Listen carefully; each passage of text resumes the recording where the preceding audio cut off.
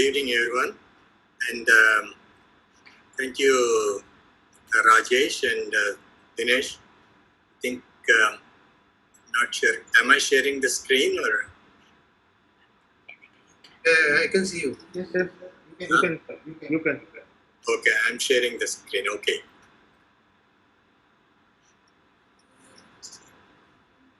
Share. Yeah.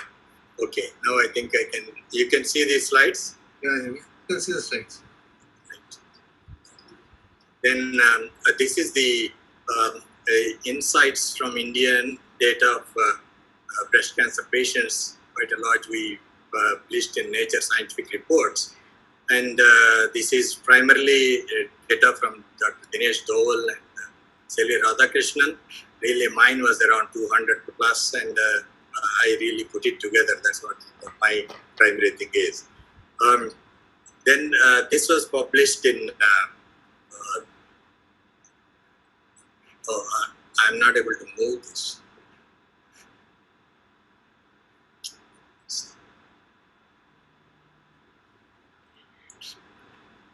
Yeah, no. Yeah, this is a multi-institutional real-world data study from. I get off my.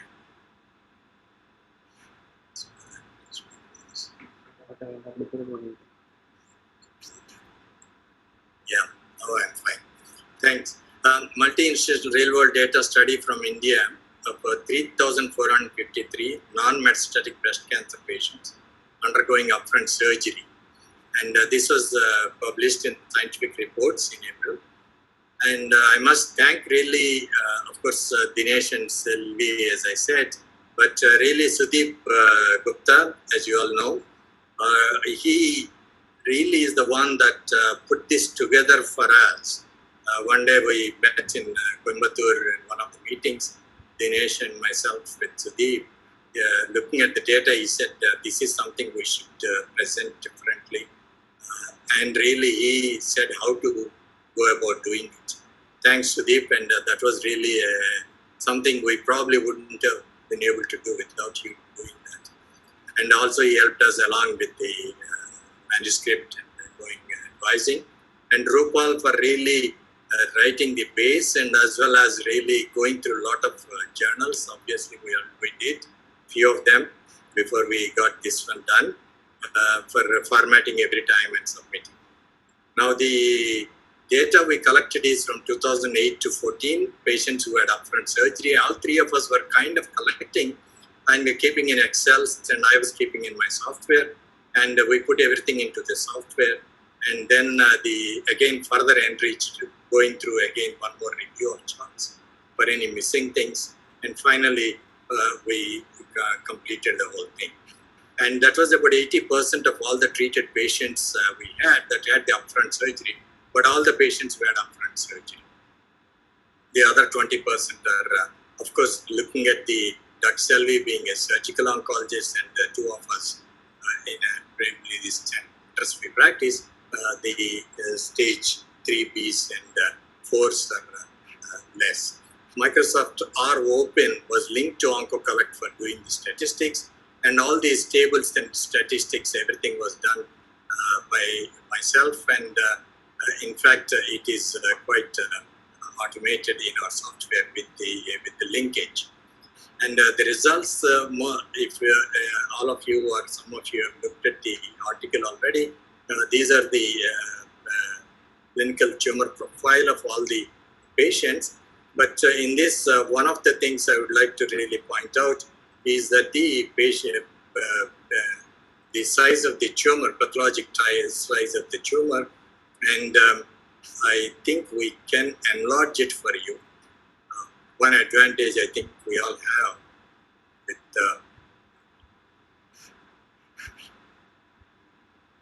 with this presentation, and as you can see, less than 2 centimeters is 670, and in that actually less than 1 centimeter is about 85 patients. So most of them nearly 600 are 1 to 2 centimeters. I want you to keep this in mind, and 2 to 3 centimeters is the majority, 40%, and 3 to 5 centimeters, I split this, I'll tell you why it is, and about 1,000 patients and more than 5 centimeters is 2040. And if we look at the lymph nodes, positive lymph nodes are quite equal to almost 50-50. 1 to 3 is quite high. In fact, the 4 to 9 nodes are interestingly are not very high. It's only near about 11%, and the more than 10 nodes are of course 8%, pretty well. So really, majority of the lymph nodes are 1 to 3. That also is quite a favorable thing in our patients. And then when you come to the receptor subgroups, the ER/PR positive or to negative is 55%, and ER/PR positive and HER2 positive, or ER/PR positive or negative, and HER2 positive primarily is 654 or 20%, and triple negative is 769, 24%. And there are here and there few missing, as you can see, 3174. So roughly about 5 to 10%. We lost. We don't have the data completely, but that is about for all the parameters, for every parameter, including lymphatic invasion, grade of the tumor, and grade 3 is about 40%. Now, going to the, this is what is in the article. A couple of things I did after that just to look at how it looks, and this is not in the article. And this is the receptor subgroups. I looked at the age versus age. We have 3,174 patients. And as you can see, 2029 are very small number, about 40 or so, and 80-89 is about 40 or 30. Just these two extreme ages, but they're there. But essentially, 30-39 are about 300 or so, and you can see that there is a triple negative is increased, 40-49, and as we come along, in fact, hormone rate positivity increases, and up to 70-79, we do have good numbers, at least in hundreds. And even at 60-69, where we have a good number, there's 64%. So the triple negativity comes down, in fact, much more than the hormone, the HER2 positive. And the receptor subgroups, I looked at by the tumor size, if it makes any difference. I'm not sure, I just looked at it playing around, and you all can think about it. Something came to thought. HER2 positive, as we see, the numbers are not very high, and above 5 centimeter, very few patients and all. But when you get to triple negative, there seems to be somewhere some change as we go. This is below 1 centimeter, and 1 to 2 centimeter, and 2 to 3 centimeter, and 3 to 5 centimeters, and 5 centimeters. And here, HER2 hormone positive is again comes down as the increase of the tumor size goes on. That is something to look at. And then we looked at these subgroups of the receptor subgroups with the lymph node status, pathologic lymph nodes, and HER2 positive is about 55-45. This red is negative, lymph node positive is blue, and we can see that the hormone positive seems to be equal, and the triple negative is quite 1 to almost 2/3, 1/3. That is maybe one of the reasons that seems to be doing well. And when we look at the lymph node P size and the lymph node status, again 3,264 patients, and below 1 centimeter is 68% is again small numbers we have. As I said, about 80 odd patients, but below between 1 and 2 centimeter we have over 600 patients, and there is lymph node negativity is high, and between 2 and 3 centimeters also it is high, and about 10% different. But above 3 centimeters, lymph node positivity increases, again 60%, which we would expect.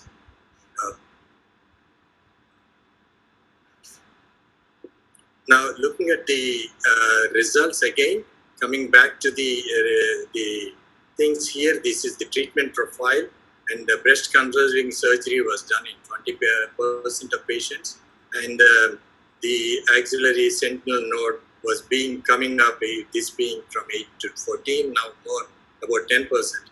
And adjuvant chemotherapy drugs, there was no chemotherapy given to about 810, that's about 23% of patients. And anthracycline based about 20%, and the anthracycline taxane combination based about 43%. So essentially, anthracycline is given about 64%, and the taxane alone are based rather no anthracycline is about 8.8, and others like CMR is about 3.7%. And we can look at the aromatase inhibitors was about 48%, and 44% got the marksman. Very few we could see, or at least recorded, where there was a switch about 7%. And adjuvant radiotherapy, depending on that, and again, adjuvant radiotherapy by site, about 22% or 30% got both nodes and primary site, about 12% primary site alone, and 58% this thing. And in node positive, obviously the radiation was given to 60% of patients. And adjuvant trastuzumab was given to 260 patients received it, 46%, and about 53, 54% didn't receive 302. And about 80 patients are missing here who did not have the details of any chemotherapy or the trastuzumab, so we don't have that. In these 562 patients, we have 300 did not receive trastuzumab, 260 received the trastuzumab. And this is the survival data, and disease-free survival, and the 5-year overall survival. And if we look at the disease-free survival and overall survival, you can look at the tumor size. This is the reason I said to keep that in mind, less than 2 centimeters, which is essentially 1 to 2. There was 91% at 5 years disease-free survival, with the confidence intervals at around 5% upper and lower. And 2 to 3 centimeters is about 90.3%, and there was no difference between them when we looked at the univariate. And between 3 to 5 centimeters, it's 85.9, and more than 5 is 80.9. And overall survival, you can look at it, but somehow I do not feel this is significant. We can look at, because what we found, the follow-up, is most of the patients after a lapse, almost 70%, were not seen in the same institution after a month. So I think it's very difficult, at least in this population, we had that overall survival can be of any reliability. So it is disease-free survival really we can rely on, because only 90% were last follow-up at 5 years. And again, hormone positive, there was 91.6%, and triple negative 85.5%, and HER2 positive 81.3%. And again, we looked at node positive, node negative with it. And most importantly, I would like you to see this 2 centimeter thing, which is, I will come back to that, and less than 2 centimeters, positive lymph nodes 86.8%, and 2 to 3 centimeters lymph node positive is 87.5%, and the 3 to 5 centimeters it goes up. Similarly, node negative patients 92.5, 93.9. So they seem to be similar really in both of them. And the T1N0 receptor status we looked at, and the hormone positive T1N0 there is 97.5%, and the ERPR, the HER2 positive with the T1N0, 68 patients were there, and 88.9, really 90%, and triple negative N0 T1 is 86.5%. But I think this is also, we have some data about patients who did not get the chemo and no chemo and no chemo in this, but that is not for this. And looking at the survival curves,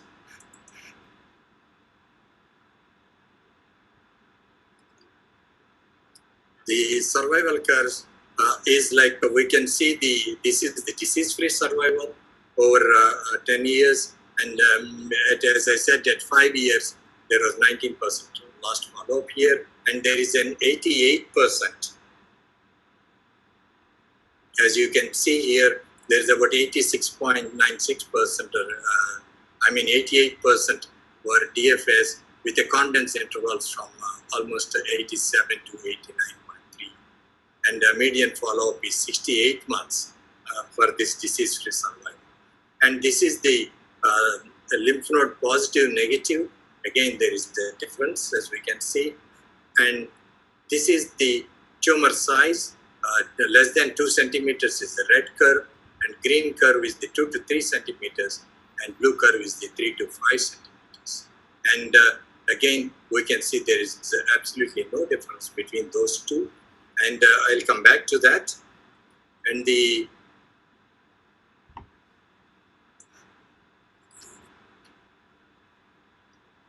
yes, this is the hormone receptor positive is the green, and the blue is the triple negative, and the red is the HER2 positive, which I'm sure is partly related to the lymph nodes being higher than this, and also partly related to the more than half not getting the Herceptin, but trastuzumab. But I think we will analyze it much more later in the future. And this is about the premenopausal, postmenopausal. We did not find any difference between the two. And this is the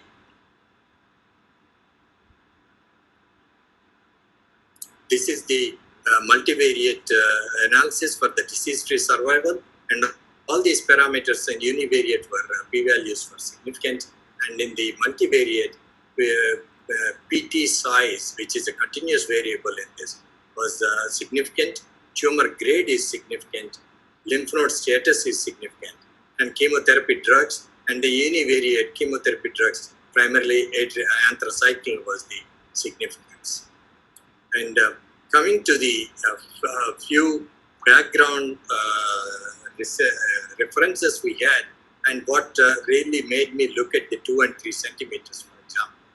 And this is the paper by Dr. Paul Peter Rosen, a famous breast pathologist at Memorial, and Larry Norton, most of you will be knowing, again, famous breast oncologist at Memorial.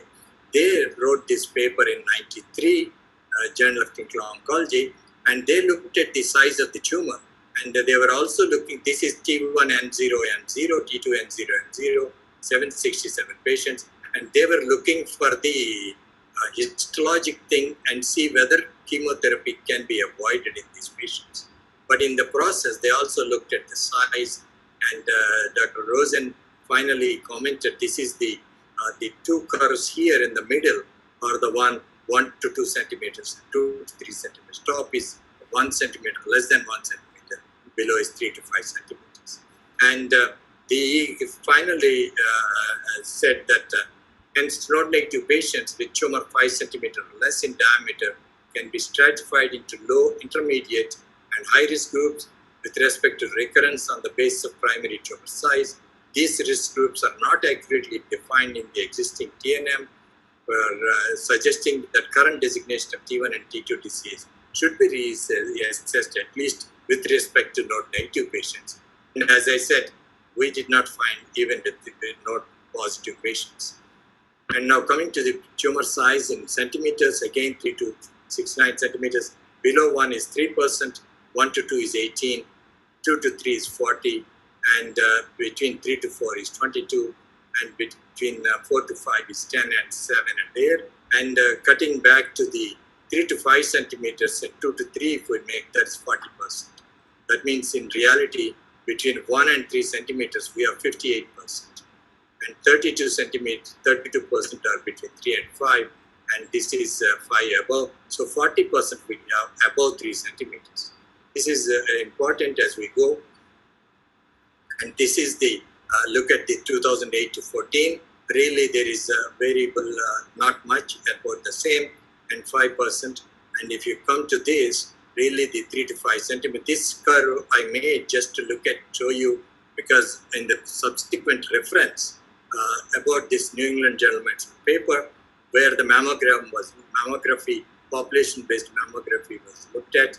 And this is the, as you all, many of you have seen, this is the time the mammography was introduced in US, and there was a 30% increase in the incidence of invasive breast cancer, all invasive breast cancers. And then metastatic breast cancer has not been reduced. It is a different kettle of fish, and probably the cell is different and the nature of it is different. And when they looked at this from 75 to 2010, you can actually look at this.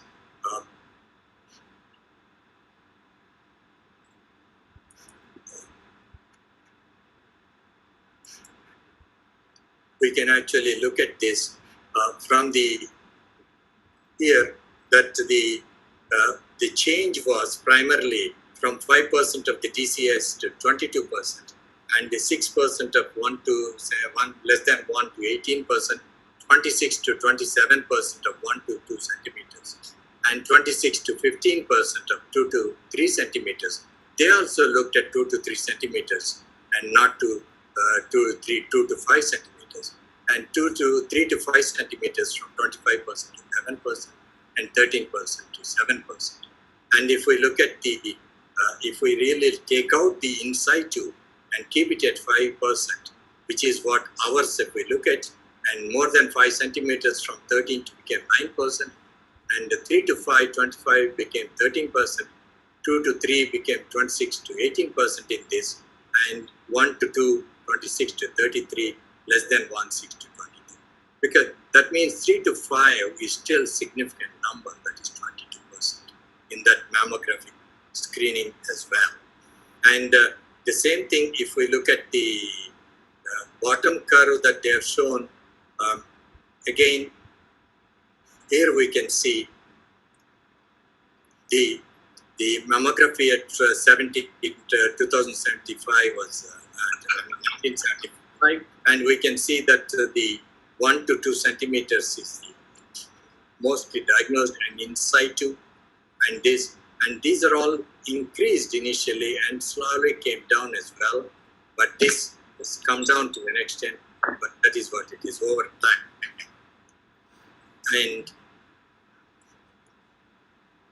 And also interestingly, what was found is that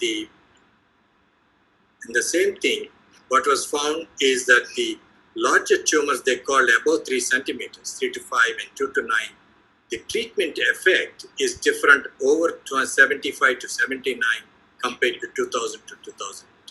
There is a better treatments available, adjuvant treatments. And the same thing here, so they concluded the chances of the people here in this group especially are dying of other things is much more. In here, 1 to 4 times, almost 4 in 1 chance of dying of something else in this, and 10 in 1 chance of dying something else than the breast cancer in this.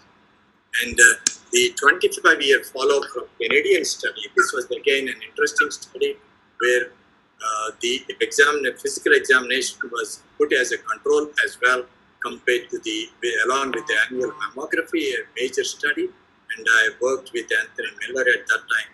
This was actually from 1980 to 85. And for them, the main outcome was deaths from breast cancer as the primary outcome. And when you look at this one, they could see that this is all-cause deaths from all-cause mortality. There is absolutely no difference. This is about 45,000 women in mammography count, and about 4,700 deaths. And the breast cancer deaths is 505 and 500. There is absolutely no difference. So what they felt, our data show that annual mammography does not result in a reduction in breast cancer specific mortality for women aged 40 to 59 beyond that of physical examination alone or usual care in the community. The data suggests that the value of mammography screening should be reassessed, and the people in the mammography arm had 3,250 cancers, breast cancers, and control mammography and 133. 500 died in each from the breast. And this is the cluster randomized trial many of you are familiar with from Tata Memorial is ongoing. This is the interim the analysis at that time. And the schema was, as you all know, and this I understand that is being in the process of being published the final results. And the screening of breast cancer with, again, Cochrane review, others' conclusions were, we believe that the time has come to reassess whether universal mammography screening should be recommended for any age group. Declining rates of breast cancer mortality are mainly due to improved treatment and breast cancer awareness, and we are uncertain as to benefits of this screening mammography. Overdiagnosis has human costs and increases mastectomies and deaths. The chance that a woman will benefit from attending screening is small at best, and based on the randomized trials, 10 times smaller than the risk that they may experience serious harm in terms of overdiagnosis. This is from the Cochrane review. Now, looking at the Globocan, as we all know that the Western world, it is about more than 100 or 110 per 100,000, whereas in India, as here, it is around 28 or so, from what I understand, and in the cities, probably around 32, 33, or 30, and in villages, it is much less from Parshi, the registry we all know. Now, before summarizing summary, I just want to show one slide, and this is from the New England Journal of Medicine, the article I showed you, but in that, not in the main article, but the supplement, they had this curve, and what this says is that this is from the SEER database, and in 1975, the tumor size, they could not get in 37% of the patients was not recorded, and in this is the missing data of the tumor size, and in this is the mammographic study, and in 29% in 1982. From there, suddenly there was a rapid change, and 16% in 1983, missing tumor size, and 4% in 2012. So I think this is very important to me, because whenever we want to collect data, one of the things everybody says is that we will be missing this data, that this is not good and all. But we all should collect and look at it first, and then it will improve as we collect data and look at it, because we know we are missing documenting. So I think it's important to collect whatever comes and look at it. Over time, that will improve. Everywhere in the world, it happened the same way. Over decades, it didn't come overnight. And in summary, what we did, these are from the summary of the publication itself. That is, what we summarized is, with a large percentage of the population still having tumors more than 3 centimeters, and the DFS being good for the tumors below 3 centimeters, and at least in our board, and the incidence of breast cancer being relatively less in our country as compared to the West, as we saw in the map, it is says that the population-based mammography screening is not advisable in India. I'm very strong about that. And it is more important to make the women and physicians aware of the importance of breast physical examination. Unfortunately, we have a problem of this inhibition, but both for women and the physicians to get the breast examination, which is a major factor in the country. I think we have to shed that inhibition. And special emphasis is required to establish procedures to ensure timely follow-up of the patients.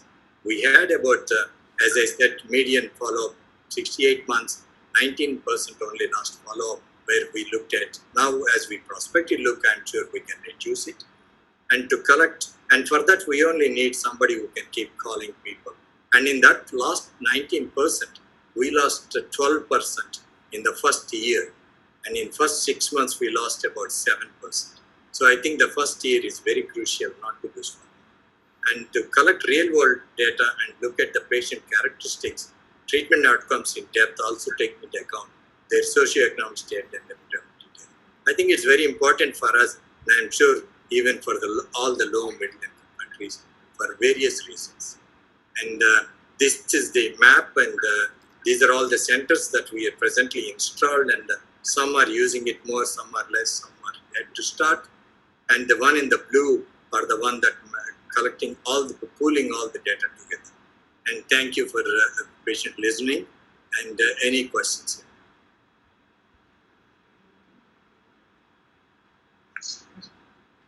Thank you, Dr. Ramesh, for teasing into our own data and trying.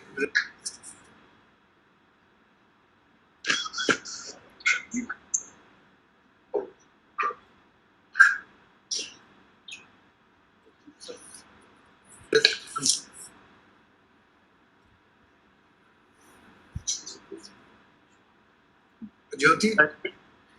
Yeah, I have a question, sir. It was a very interesting data, and congratulations to all the contributing centers. And it will really set a benchmark for future studies in the country. Sir, I have one question that why in premenopausal versus postmenopausal population we did not find the difference. Generally, it is considered that premenopausal or younger women they are having much more aggressive tumors. And the second one was, do we have some reasoning for why, with regard to receptor status, like triple negative vis-a-vis others, they were also not having a difference? Your opinion, please. Yeah. Jyoti, the postmenopausal, premenopausal, I must say we were also surprised statistically. I don't know whether the hormone, as we saw, hormone positivity is higher in the postmenopausal, definitely, beyond 50. That may be one of the reasons, and we have to look at that a little more. But we did do a table is in the article between the postmenopausal and premenopausal about the parameters. We did look at them, whether there was any difference between them.